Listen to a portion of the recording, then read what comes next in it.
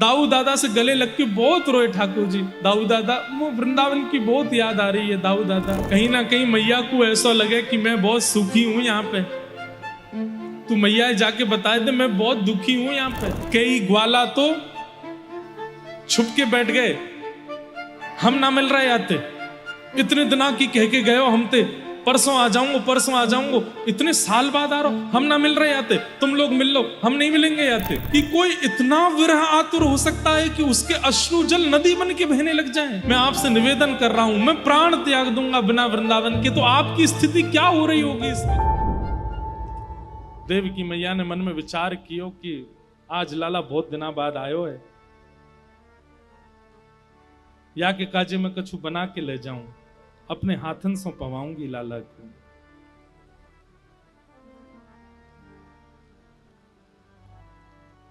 जैसे ही मैया सामग्री लेकर के गई, सामग्रियों में थोड़ा सा मक्खन लेकर के गई, और जैसे ही लाला के सामने जाकर के थाली रखी, लाला आजा मेरी गोद में बैठ जा, आज मैं तो पवाऊंगी, बहुत दिन आएंगे, मैंने तो कभी पवाया नहीं अपने लाला को।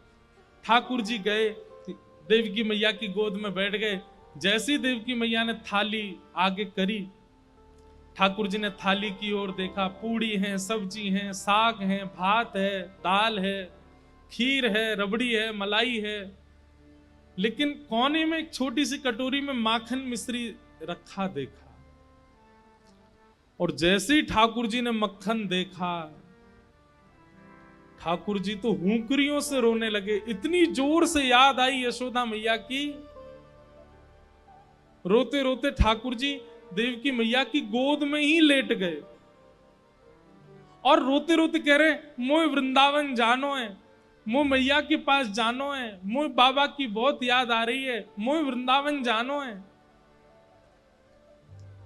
ठाकुर जी के इस रुदन को और ये कहना कि मोए मैया की याद आ रही है, देव की मैया उस समय ठाकुर जी को हृदय से लगाती है, लाला मैं यहीं तो हूं, आजा मेरे अंक में भर जा।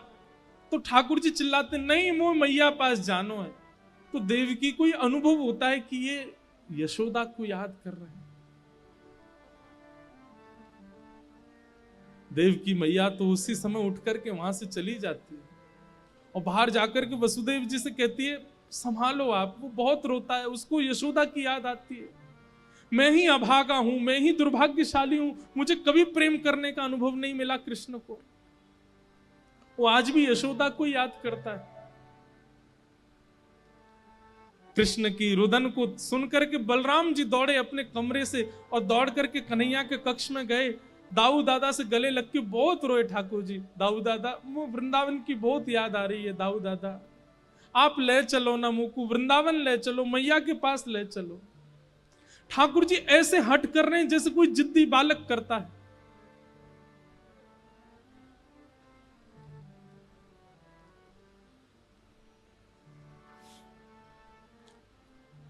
वसुदेव जी आए और आकर के बलराम जी को भी ले गए, और बोले कृष्ण को केवल एक ही व्यक्ति शांत कर सकता है, क्योंकि ये उसी के सामने गंभीर रहता है, वो इसका सखा है उद्धव। उद्धव सखा मथुरा आने के बाद बने ठाकुर जी के। ये भगवान के साथ गुरुकुल पढ़ने भी गए थे। उद्धव को जाकर के वसुदेव जी बोले, उद्धव तुम समझाओ, तुम्हारी बात मानता है कन्हैया। और श्री उद्धव जी महाराज ठाकुर जी के कक्ष में गए। भगवान रो रहे हैं। उद्धव कहते हैं, कृष्ण आप क्यों रो रहे हैं? ठाकुर जी कहते हैं, उद्धव मोह ब्रज की बहुत याद आ रही है। उद्धव जी हंसते हैं, आप परमात्मा हैं, आपको कोई मोह नहीं होता, ये नाटक मत कीजिए मेरे आगे। आप परमात्मा हैं, आप सारे मोहों से दूर रहते हैं, सारी आसक्तियों से दूर रहते हैं। आपका दर्शन करने वाला मोह आसक्तियों से दूर हो जाता है। ये क्या आप आडंबर कर रहे हैं? ये रोना धोना बंद कीजिए। ये हो ही नहीं सकता। ये परम तत्व पर ब्रह्म परमात्मा का ये स्वरूप नहीं हो सकता। उद्धव वेदों की ऋचाएं सुनाने लगे, परमात्म तत्व का वर्णन करने लगे। ठाकुर जी बोले, उद्धव तूने प्रेम तत्व पढ़ा कहीं पर? उद्धव जी बोले नहीं, बृहस्पति गुरु जी ने प्रेम तत्व के बारे में तो कुछ नहीं बताया। और प्रेम तत्व है क्या? ये धर्म अर्थ काम मोक्ष चतुर्विध पुरुषार्थों के आगे प्रेम की क्या चलती है? ठाकुर जी बोले इसीलिए तेरे मुख से ज्ञान प्रकट होता है उद्धव, क्योंकि तू अभी तक प्रेम का अधिकारी नहीं हुआ। प्रेम ऐसा जान बेसन का लड्डू है, नवरत्न है, सुंदर खांड है, सुंदर घी है, लेकिन उसमें मिश्री नहीं है। तू वो है, तू वो लड्डू है जिसमें बेसन भी है, नवरत्न भी है, सब कुछ है, लेकिन मिश्री रूपी प्रेम नहीं है अभी तेरे पास।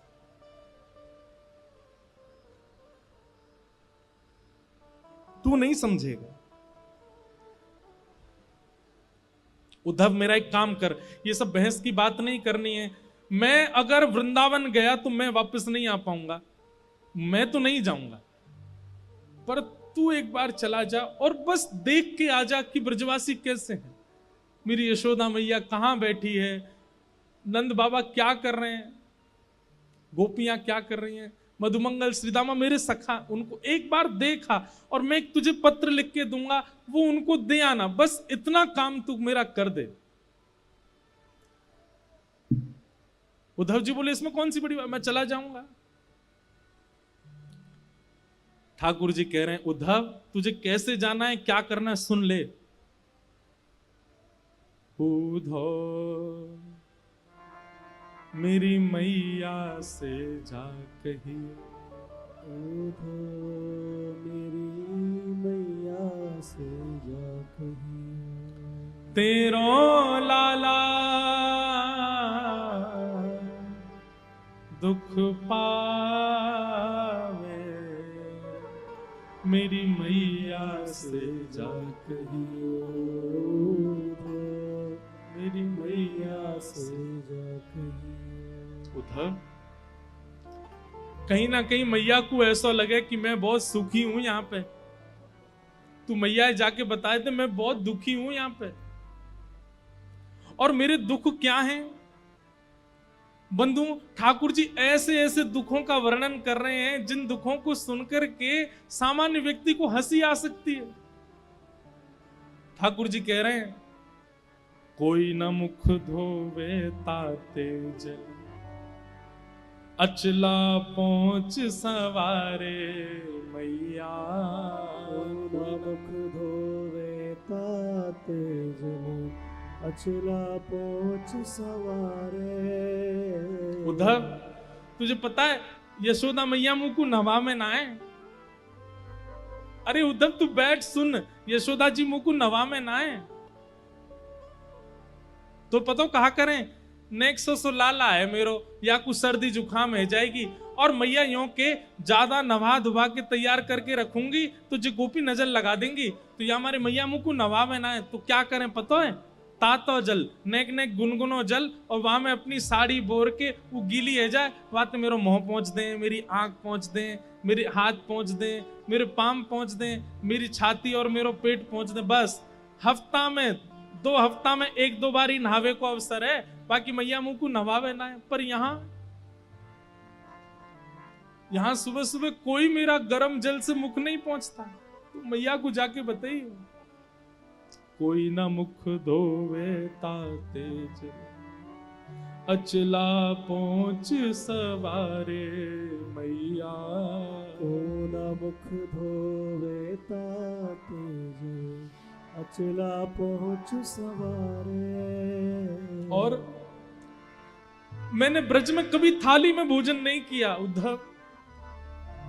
यशोदा मैया एक रोटी में माखन मिश्री लेके आ जाती है, मुझे पवाती है, अपनी गोद में लेके सारे काम करती है, पवाती रहती है, और यहाँ रोज थाली आती है अपने, मुझे तोड़ना नहीं आता, कैसे रोटी तोड़ते हैं मैं स्वयं पाता हूं, वहां मैंने कभी अपने हाथ से नहीं पाया। माखन रोटी नाम ना जाने, माखन रोटी नाम न जाने, माखन रोटी नाम ना जाने, माखन रोटी नाम न जाने, कनुआ कहे मोए कोई ना भुलावे, मेरी मैया से जा कहियो, उद्धव मैया से जा कहियो। और बाबा नंद अंगुरिया गह गह, पायन चल वो सिखावे उधो। बाबा नंद अंगुरिया गह गह, पायन चलनो सिखावे। नंद बाबा मेरी उंगली पकड़ के, मैं 8 वर्ष को 9 वर्ष को है गो उद्धव, तब भी नंद बाबा ने कभी भी बिना उंगली पकड़वाए मुंह को कहीं लेके नहीं गए। मैं कहता बाबा अब तो मैं बड़ो है गो, अब तो मैं खुद चल सकूं, तब भी कहते लाला तेरे पता तू छोटा ही है, तू खो जाएगा, मेरी उंगली पकड़ ले। और मैं बाबा की उंगली पकड़ के ही गए उस सब जगह। आज मोह याद आवे मैं अकेलो घूमूं, मेरी उंगली कोई अपनी उंगली नहीं देवे। बाबा नंद अंगुरिया गह गह, पायन चल वो सिखावे उधो। बाबा नंद अंगुरिया गह गए, पायन चलनो सिखावे। और थोड़ी देर उंगली पकड़ के चलवाने के बाद बाबा को ऐसा लगता मैं थक गया हूं, तो तुरंत 8 वर्ष को इतना बड़ो भी मुझे गोद में उठा लेते। मैं कहता बाबा अरे मैं चल लूंगा ना, लाला तू थक गो, तेरे पांव थक गए होंगे। थाको जान कन्हैया मेरो, थाको जान कन्हैया मेरो, गोद उठा हृदय सो लगा, मेरी मैया से जा कहियो, उद्धव मैया से जा कहियो। वास्तव में उद्धव यशोदा मैया को तो मेरे अंक का सुख मिलता है, मैं मैया से लिपट के सोता हूं। लेकिन नंद बाबा थोड़ा संकोच करते हैं, इसलिए वो जबरदस्ती ये बहाना करते हैं, अरे लाला तू थक गए होगा, चल मेरी गोद में आ जा। इसी बहाने मुझे गोद में लेते समय अपने अंक से भर लेते। मैं सोचता हूं कि अब नंद बाबा किसको अंक से लगाते होंगे, वो कैसे रह रहे होंगे ब्रज में। उद्धव तू जाके देख करके आ।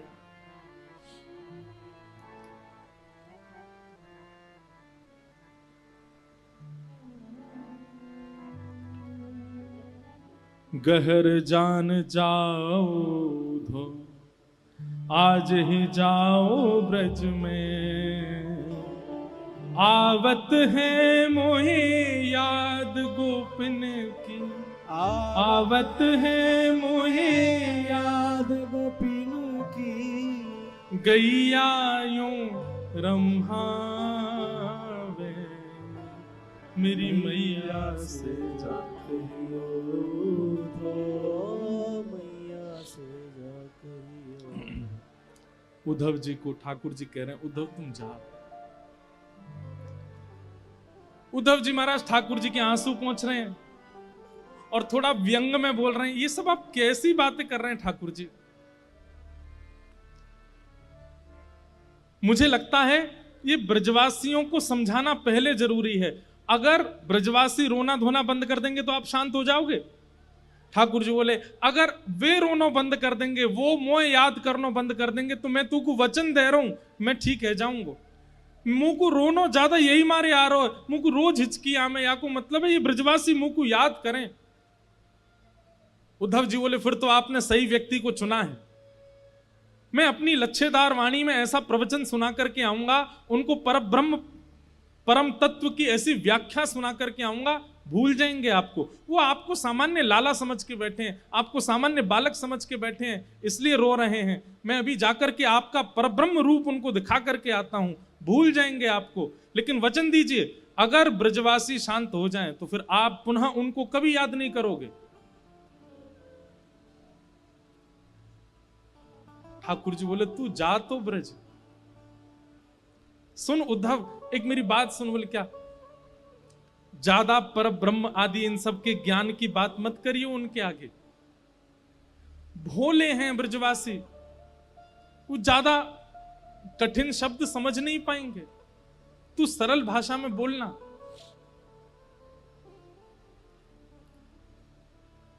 उद्धव बोला आप मुझे मत समझाइए, मैं अपने स्तर पर देख लूंगा, जाता हूं, शाम तक लौट के आता हूं। ठाकुर जी लेकर के जा, हाँ उद्धव तू चला जा, और ये मैंने पत्र लिखा है ये दे देना उनको। उद्धव जी ने पत्र ले लिया।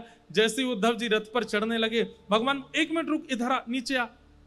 उद्धव जी नीचे आए, ठाकुर जी ने अपना मोर पिछ निकाल करके उद्धव के मुकुट में लगा दिया और अपनी काली कमली उतार करके उद्धव के गले में डाल दी। अब जा। उद्धव बोले इसका क्या अभिप्राय?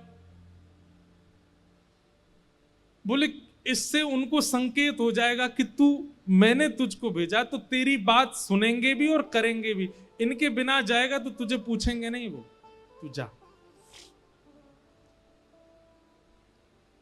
और उद्धव जी मोर पिछ ठाकुर जी की तरह धारण करके, ठाकुर जी की तरह काली कमली ओढ़ करके उसी रथ में बैठ करके जा रहे हैं जिससे रथ से ठाकुर जी आज से सालों पहले लौट करके आए थे।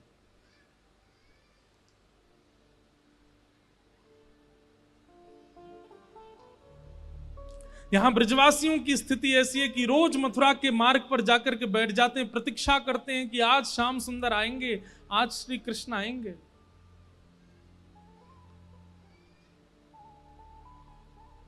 वर्षों हो गए आज तक कृष्ण नहीं आए। आज भी रोज की तरह ब्रजवासी आकर के बैठे हैं और तभी देखते हैं कि एक रथ वृंदावन की ओर आ रहा है। और जैसे ही उस रथ को देखते हैं, मधुमंगल श्रीदामा तन सुखा मन सुखा धन सुखा सुबल तोक भगवान के सब सखा, अरे कन्हैया आ गयो, कन्हैया आ गयो, कन्हैया आ गयो की टेर लगा देते हैं। एक ब्रजवासी दौड़ करके वृंदावन की ओर भागता है और सब घरों में जाकर के हल्ला करता, अरे सबरे बाहर आ जाओ, कन्हैया आ गयो, हमारो गोपाल आ गयो, परसों की कह के गयो, भले ही बरसों बाद आयो लेकिन आ गयो।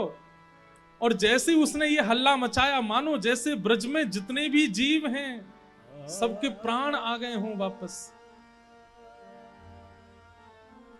जैसी अवस्था में सब दौड़ रहे हैं, कन्हैया आ गयो, गोपाल आ गयो, कृष्ण आ गयो। सब जगह दौड़ता हुआ जाकर के यशोदा मैया के द्वार पर पहुंचता है और कहता, मैया, अरे मैया तू कहां है? देख तेरो लाला आ गयो, कन्हैया आ गयो, जल्दी चल मैया।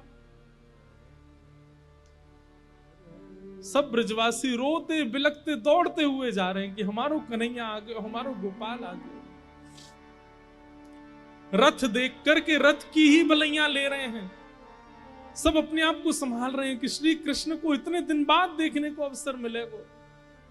अरे आंसू तो काई को निकल रहे हो, तुम आओगे तो नेत्रन के आगे धुंध आ जाएगा, कन्हैया को देख नहीं पाएंगे, तुम मत आओ। अब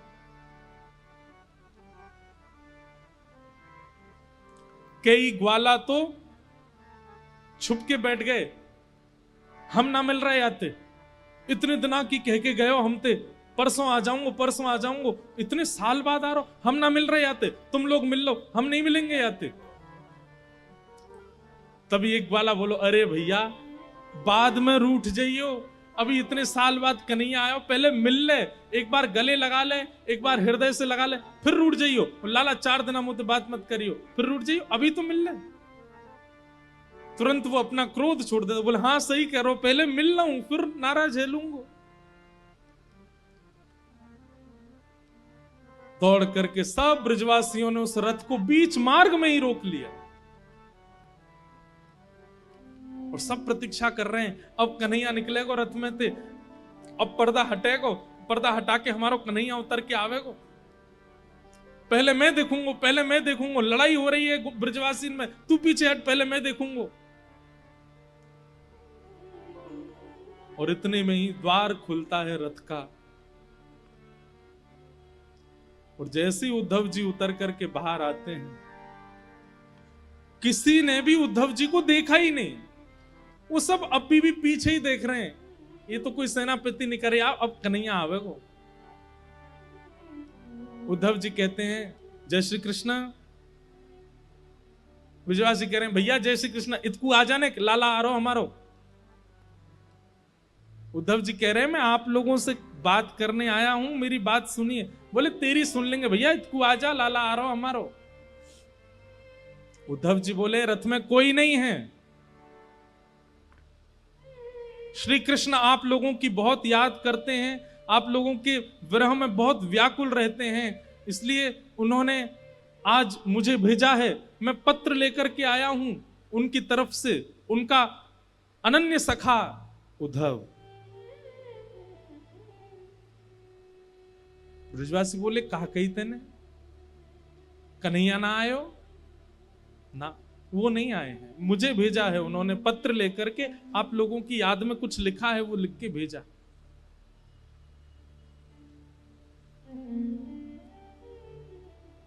ब्रजवासी सब, वारे कन्हैया, परसों की कह के गयो, बरसों तक आयो नहीं, और बरसों बाद याद आई है तो अपनो सखा भेज दियो, खुद नहीं आयो। और मधुमंगल श्रीदामा बोले, भैया ये कन्हैया ये अच्छे थे जाने कि हम पे अक्षर पढ़वे नहीं आवे, तो पत्र लिख के भेजो है। अरे ये पत्र के द्वारा यानी कोई संवेदना नहीं, यानी ये बतावे की कोशिश करिए कि वो पढ़ो लिखो है। अरे हम पे तो पढ़ो ही नहीं आवे, तो फिर लिख के कहा भेजो माने। कई ब्रजवासी तो वहीं मूर्छित हो गए जब सुना कि श्री कृष्ण नहीं आए। बंधुओं, ये वैज्ञानिक बात भी है कि अति सुख और अति मात्रा में कष्ट एक साथ यदि हृदय में आता है तो व्यक्ति अनकॉन्शियस हो जाता है। कितने ब्रजवासी तो वहीं मूर्छित हो गए जब सुना कि कृष्ण नहीं आए।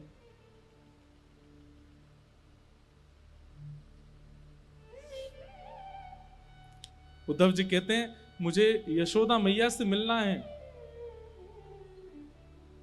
मुझे कहां मिलेंगी मां?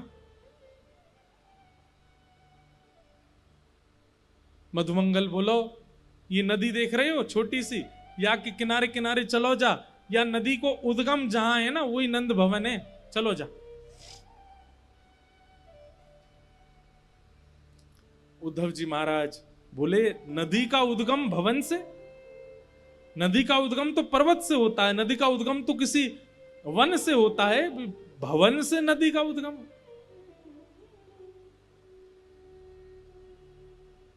मधुमंगल के, तेरे सखा कन्हैया जब से गए ब्रजमंडल से, उनके विरह में सब ब्रजवासी नंद भवन की दहली पे जाकर के रोते हैं और उनके अश्रु जल ही नदी बन करके बह रहे हैं, इसलिए इसका उद्गम नंद भवन से। उद्धव जी महाराज को पहला झटका लगा यहां पर कि कोई इतना विरह आतुर हो सकता है कि उसके अश्रु जल नदी बन के बहने लग जाएं, और वो भी 2, 4, 10, 15 लोग नहीं, पूरा का पूरा ब्रजमंडल, और वो भी 2, 4, 10, 5 दिनों के लिए नहीं, वर्षों से रो रहे हैं। ये मोह नहीं हो सकता। मोह की अवधि तो 5 दिन की होती है, मोह की अवधि तो 10 दिन की होती है, ज्यादा से ज्यादा 1 महीने की होती है। ये मोह नहीं हो सकता है कि वर्षों से इतनी संख्या में लोग रो रहे हैं कि नदी बन के बह रही है।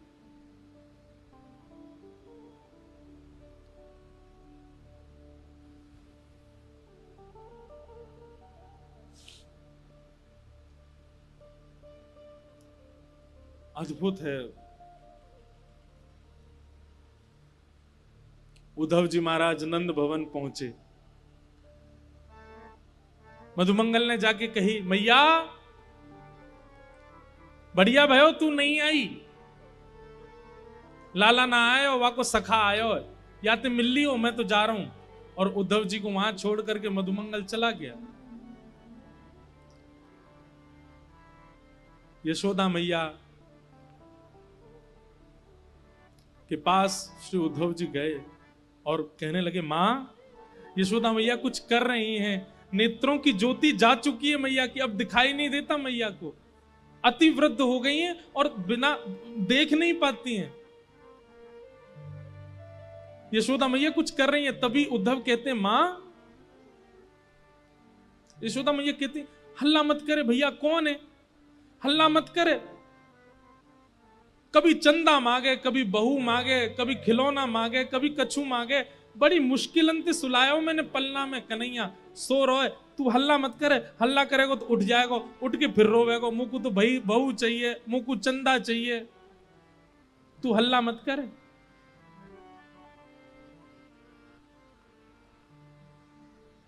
उद्धव जी कहते हैं कौन सो रहा है मां पलना में? यशोदा जी कहते हैं मेरो लाला कन्हैया सो रहा है। उद्धव जी कहते कहां है, दिखाना। मैं दूर से देखूंगा, उठाऊंगा नहीं। मैया उठ करके जाती, उद्धव का हाथ पकड़ती, बोले चल मोह ले चल, मोह तो दिखे ना, मैं तो ऐसे दिखाऊं। और लेकर गई, देख जे कमरा में पलना धरो बोला जई मैं सो रहा। बड़ी मुश्किल, कल तो यो करो मुझको बहू चाहिए, आज यो करो मुझे चंदा चाहिए, रोज कछु कछु मांगतो रहे मोते। बड़ी मुश्किल अंते सुलायो है।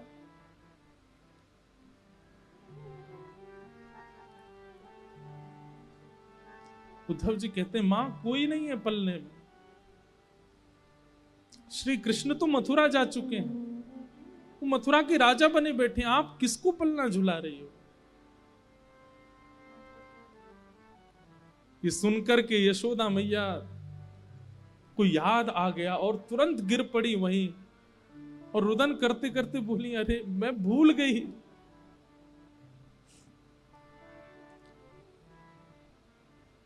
उद्धव का हाथ पकड़ करके यशोदा मैया के कोई मथुरा नहीं गए हो। मैं बताऊं कहां गए हो? एक गोपीन के यहां गए होगो। नंद भवन से बाहर निकल के जाती हैं, किसी गोपी के यहां जाती हैं। अरे तू वादना मुझसे शिकायत कर रही, तेरे घर में आके माखन चुरावे। बहन मैं तेरे घर रोज 10 मटकी भिजवाई दे करूंगी, तेने लाला भीतर छुपाई दियो ना, वाकू मुंह दे दे। मैं तेरे हाथ जोड़ू पाम परूं, वाकू बाहर दे दे। गोपी के मैया मेरे यहां कन्हैया नहीं है। उद्धव का हाथ पकड़ के दूसरी गोपी के यहां जाती है, बोले या के यहां गए होगो, या के बालकन के संग खेले। अरे तू वादना मुझसे शिकायत कर रही ना, तेरे बालकन को नोच जाए कन्हैया, मैं आज ते वाके हाथन को बांध दूंगी, कभी नहीं नोचेगो। मेरो लाला तेरे पास है ना, दे दे। घर घर गोपियों के पास यशोदा मैया जाती हैं और उन्होंने जो शिकायत वर्षों पहले की थी वही शिकायत याद दिला करके कहती हैं कि मेरो लाला तेरे पास है, वह दे दे। ये सब स्थिति देख रहे हैं उद्धव जी और विश्वास नहीं कर पा रहे हैं कि ये कैसे संभव हो सकता है।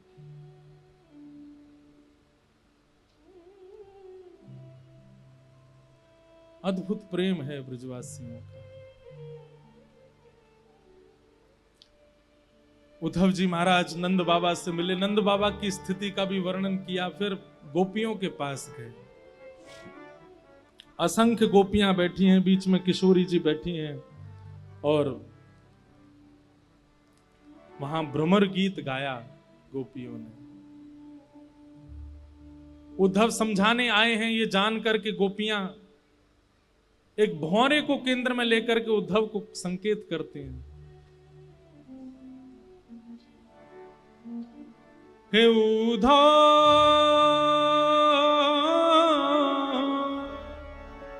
मत आइयो समझाने जाके, कांटा लगे सो ही जाके, कांटा लगे सो ही जाने। जाए बसे हैं दूर बिरज से, भेजते हैं संदेशा। हम गोपीत राह तकत हैं, रूप हो गया कैसा। अरे अगर हम पे दया नहीं आई तो यशोदा मैया पे तो दया करी होती कन्हैया ने।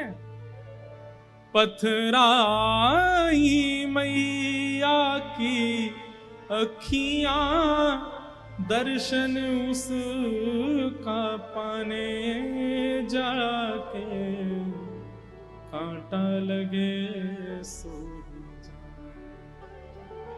हे उद्धव उद्धव मत आइयो समझाने जाके, कांटा लगे सो ही जाने। गोपियों ने उद्धव जी महाराज को ज्ञान उपदेश किया, प्रेम उपदेश किया और 6 महीने बीत गए उद्धव जी को ब्रज में। ठाकुर जी से कह के आए थे शाम को आ जाऊंगा। 6 महीने निकल गए उद्धव जी को वृंदावन में, और 6 महीने बाद उद्धव जी की स्थिति ऐसी हो गई, बिना रथ के पैदल ही गए वृंदावन से। और ठाकुर जी के चरणों में बड़ी बड़ी दाढ़ी हो गई है, मूछें हो गई हैं, जटा जैसे केश हो गए उद्धव जी के, पहचान में नहीं आ रहे किसी के। और ठाकुर जी के चरणों में जाकर के मथुरा में कहते हैं, मैं आपसे केवल एक चीज की भीख मांग रहा हूं श्याम सुंदर। भगवान के उद्धव ये क्या हो गया तुझे? बोले केवल एक वस्तु दे दीजिए। बोले क्या? मुझ सहित वृंदावन चलिए और वहीं बस जाइए, वहां से कहीं मत जाइए नाथ। मैं आपसे प्रार्थना करता हूं, मैं अपना ज्ञान यमुना जी में धोकर के आ गया हूं। मैं अपनी सारी ब्रह्म विद्याओं को, सब अपनी वेद विद्याओं को, सबको तिलांजलि देकर के आया हूं वृंदावन में। मैंने ऐसा प्रेम कहीं अनुभव नहीं किया। मैं आपसे निवेदन कर रहा हूं, मैं प्राण त्याग दूंगा बिना वृंदावन के। तो आपकी स्थिति क्या हो रही होगी इस वक्त? यशोदा मैया, नंद बाबा, गोपियों, सबको मिलकर के आया हूं। मैं आपसे केवल एक चीज की याचना करता हूं, अभी वृंदावन चलिए। ये मथुरा आपके लिए नहीं है, वो द्वारिका आपके लिए नहीं है, वो ब्रह्मांड वैकुंठ आपके लिए नहीं है नाथ। आप वृंदावन चलिए। श्री किशोरी जी, सब गोपियां आपकी राह ताक रही हैं, चलिए ठाकुर जी। भगवान उद्धव को हृदय से लगा लेते हैं। उद्धव, मुझे अब इतना प्रिय लग रहा है तू, क्योंकि तेरी वाणी में प्रेम बोल रहा है। अब तेरी वाणी में बुद्धि नहीं है, तेरी वाणी में हृदय बोल रहा है। मुझे ऐसा लग रहा है कि मेरे सामने उद्धव नहीं, साक्षात वृंदावन, साक्षात यमुना जी और साक्षात ब्रजवासी एक मूर्तिमंत रूप धारण करके मेरे सामने खड़े हैं। उद्धव, मैं यही चाहता था कि तू ब्रज को अपने अंदर धारण करके आ।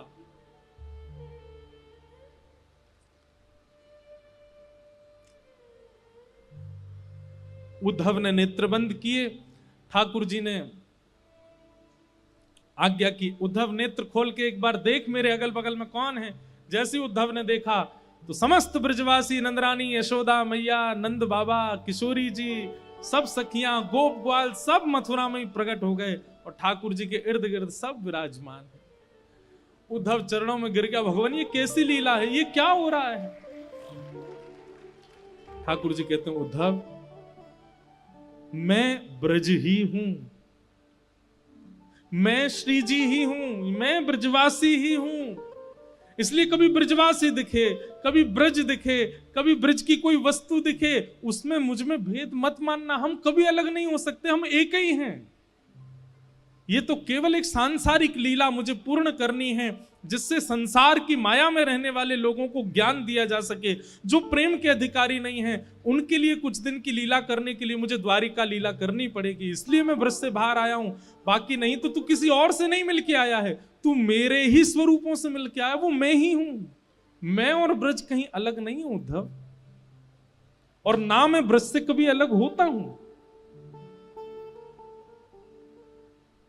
वृंदावनम परित्यज्य पाद मेकम न गच्छति, मैं वृंदावन छोड़ के एक पग भी बाहर नहीं रखता। ये तो मेरा ऐश्वर्य स्वरूप है जो मथुरा में बैठा है। वास्तव में मेरा जो प्रेम स्वरूप है, देखना चाहेगा कहां है? ठाकुर जी तुरंत खिड़की खोलते हैं और वृंदावन की ओर दिखाते हैं, तो किशोरी जी गले में गलवैया डाल करके श्री कृष्ण के खड़ी हैं। ठाकुर जी कहते हैं, वो है मेरा लीला रूप, वो सदा वृंदावन में ही रहता है, तो कभी वृंदावन से विलग नहीं होता है। ये तो मेरा ऐश्वर्य रूप है, ये तो मेरा भगवत स्वरूप है, मेरा प्रेम स्वरूप, वो तो सदा वृंदावन में रहता है और वो वृंदावन से कभी विलग नहीं हो सकता।